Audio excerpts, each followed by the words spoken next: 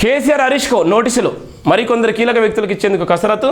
Phone tapping కేసులో జారీకి సిద్ధమవుతున్నటువంటి SIT. ఇప్పటికే పలువురు కీలకాధికారుల స్టేట్మెంట్ రికార్డు. బండి సంజయ్తో పాటు నాటి డీజీపీ సీఎస్ వివరణ. వచ్చే నెలలో కీలక పరిణామాలు చోటు చేసుకునేటువంటి ఛాన్స్ కూడా ఉన్నటువంటి నేపథ్యం ఉంది.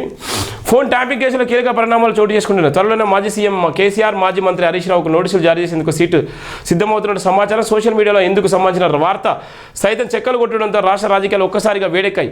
ఒకరిపై ఒకరు ఆరోపణలు చేసుకోవడం ప్రారంభమైంది. ఫోన్ ట్యాపింగ్ అంశం రాష్ట్రంలో తీవ్ర దుమారం రేపింది. తమ ఫోన్లో ట్యాప్ చేశారని బాధితుల నేరుగా సీటు ఎదుట చెప్పడం గమనార్హం. రాజకీయంగా, ఆర్థికంగా లొంగ తీసుకోవడానికి దీనిని ఉపయోగించాలని పెద్దలు కదలిక నన్ను కనిపెట్టడానికి వారిని దొంగ దెబ్బ తీయడానికి ఆసరగా చేసుకున్నారని ఇప్పటికే వాపోతున్నారు. ఇప్పటికే 4 అరెస్టు. ఫోసానికి ఫోన్ ట్యాపింగ్ను ప్రత్యేక సందర్భంలో ప్రత్యేక వ్యక్తులపై మాత్రమే ప్రయోగించాలి. కానీ బీఆర్ఎస్ హయాంలో ఇలాంటివి పాటించకుండా విచ్చలవిడిగా ఫోన్లు ట్యాప్ చేశారనే ఆరోపణలు. ఈ అంశంపై ఇప్పటికే కేసు నమోదవడంతో పార్టీ విచారణ సైతం కొనసాగుతున్నది. సుప్రీంకోర్టు ఈ కేసును మానిటరింగ్ చేస్తున్నది. ఇప్పటి వరకు ఈ కేసులో సంబంధం ఉన్న ప్రణీత్ రావు, భుజంగరావులు వాళ్ళు కూడా ఇప్పుడు జైల్లో ఉన్నటువంటి నేపథ్యం ఉంది.